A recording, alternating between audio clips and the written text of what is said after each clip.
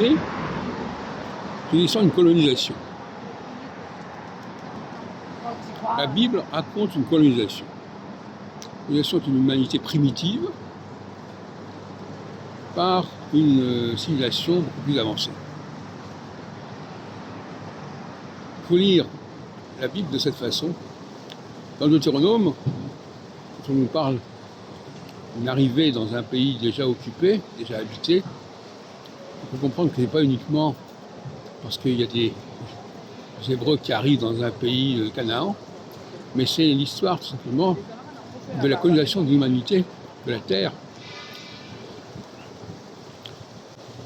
confrontée à un envahisseur, un civilisateur, un pacificateur, qui a des moyens technologiques infiniment plus importants que ceux existants sur place.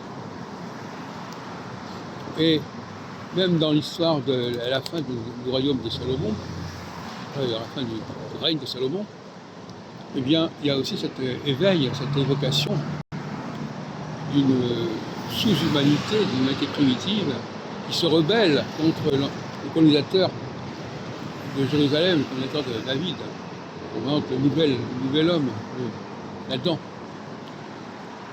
Et ça, on ne peut pas le comprendre. On essaye par tous les moyens de brouiller les pistes. Mais finalement, l'astrologie nous ramène à cela. Elle nous ramène à une dualité. Il y a un temps pour revenir à un état primitif et un temps pour faire valoir un état nouveau et de façon cyclique. La phase 0 est une phase où il y a une colonisation qui se fait par les êtres supérieurs qui vont d'ailleurs mettre en place une humanité supérieure qui va se perpétuer d'une manière ou d'une autre. Et puis, au bout de 45 degrés, eh bien, on revient à une humanité antérieure à laquelle il faut laisser la possibilité de s'exprimer. En plein ça, on parlait d'une phase de décolonisation. La France est bien placée pour comprendre la notion de colonisation et de décolonisation. Et c'est pour ça qu'il n'est pas étonnant qu'une des choses soit comprise par les gens qui viennent de France, qui sont en France. Et on sait les complexités des rapports entre les colonisés et les colonisateurs. De quelle manière les colonisés corrompent le modèle du colonisateur, le déforment, le déconstruisent.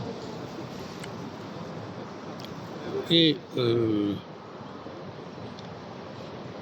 ils viennent.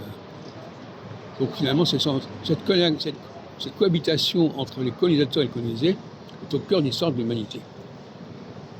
Et de la France aussi.